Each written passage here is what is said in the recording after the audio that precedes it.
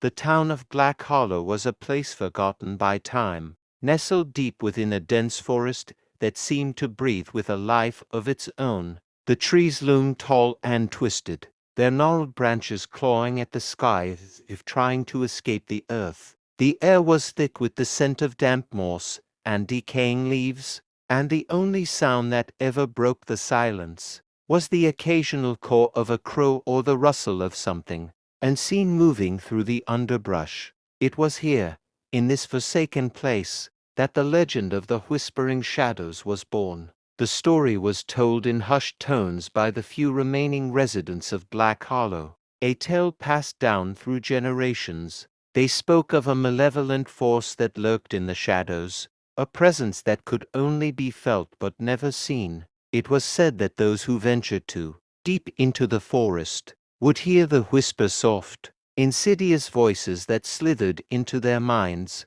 planting seeds of doubt, fear, and madness. Those who listened too long would be consumed, their souls claimed by the shadows, leaving behind nothing but empty husks. No one had ever returned to confirm the truth of the legend, but the people of Black Hollow knew better than to tempt fate. They avoided the forest at all costs, especially after dark, when the shadows grew long and the whispers were said to be the loudest. But not everyone heeded the warnings.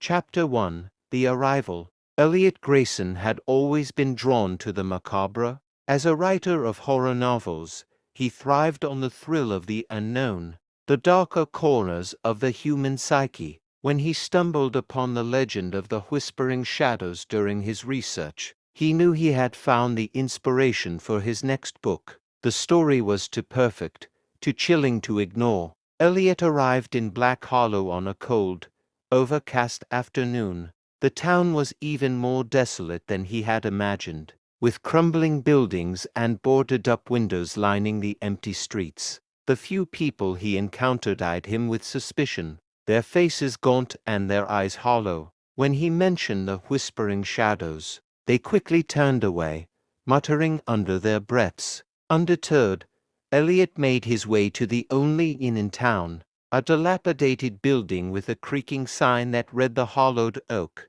The innkeeper, an elderly man with a hunched back and a face like weathered leather, gave him a key to a room on the second floor. Best stay inside after dark, the innkeeper warned, his voice gravelly. The forest, it ain't right. You hear the whispers, you run, don't look back. Elliot nodded, though he had no intention of heeding the old man's advice. He had come here for a reason, and he wasn't about to let superstition stand in his way. Chapter 2: The First Whisper. As night fell, the forest seemed to come alive. The wind howled through the trees, carrying with it an eerie, almost melodic sound. Elliot sat by the window of his room, staring out into the darkness. He had brought a recorder with him, hoping to capture any unusual sounds that might serve as inspiration for his book. At first, there was nothing but the wind and the occasional rustle of leaves.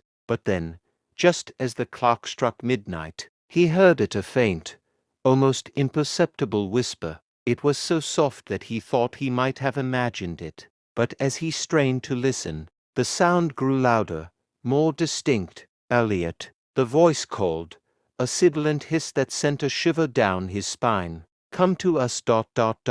He froze, his heart pounding in his chest. The voice was unlike anything he had ever heard, cold, lifeless, and yet filled with an unnatural hunger. It seemed to come from everywhere and nowhere at once, echoing in his mind. Elliot, it called again, more insistent this time. We have been waiting for you. Against his better judgment, Elliot grabbed his coat and recorder and stepped out into the night. The forest loomed before him, a wall of impenetrable darkness. The whispers grew louder, more urgent, pulling him forward like a moth to a flame.